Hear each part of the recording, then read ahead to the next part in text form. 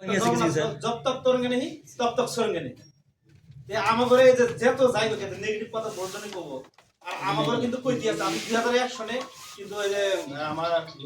জল সঞ্চয়ের মাধ্যমিক বিদ্যালয় প্রঙ্গনের হলে ওইখানে যে একটা হয়েছিল মিটিং হয়েছিল ওনাও কিন্তু আমি আহ্বান করেছিলাম মনমর কান্তরে ব্রহ্মপুত্র ভালো নিয়ে যে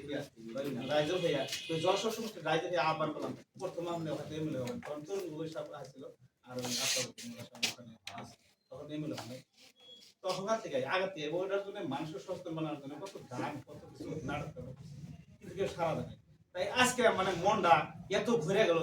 মনে করে আমি কোথায় আছি মানে এরকম একটা ভালো লাগতেছে একটা শখ এটা গ্রেট আর প্রথম আমি অন্তর থেকে এত ভালোবাসা দিতেছি যারা ওনার প্রথম যে উদ্যোগটা নিছে তাদেরকে আমার অন্তর থেকে অনেক অনেক ধন্যবাদ আর অনেক অনেক যে মহৎ উদ্দেশ্যটা আমি কিসের জন্য চিন্তা করছিলাম যে আমাদের জায়গায় যদি জায়গা চলে তাহলে এই মানুষ আর্থিক দিক দিয়ে যদি অনটন থেকে শিক্ষা শিক্ষিত কোন সমাজ পিসফুল সোসাইটি কোনোদিন হবে না তাই ওই জন্য আমি ছোট থেকেই আমি ওইটা চিন্তা করছি যে এই নদীটা যদি কন্ট্রোল করা যায় চীনের হোয়াংহো নদীর কথাটা যখন আমি পড়ছিলাম তখন থেকে আমার মনের মধ্যে চিন্তা যে এই নদীটা যদি কন্ট্রোল করা যায় তাহলে কিন্তু আমাদের দেশ রক্ষা হবো তাহলে কিন্তু আমাদের সমাজ সুস্থ হবো শিক্ষা পেটের মধ্যে ভাত নাই যায় আমরা দিল্লি বোম্বে গুয়াহাটি আর ওখানে মানে মার দেয় কত বাংলাদেশ আমরা জায়গাটাই যদি স্থায়ী যদি না হয় তাহলে আমরা কোথায় যাবো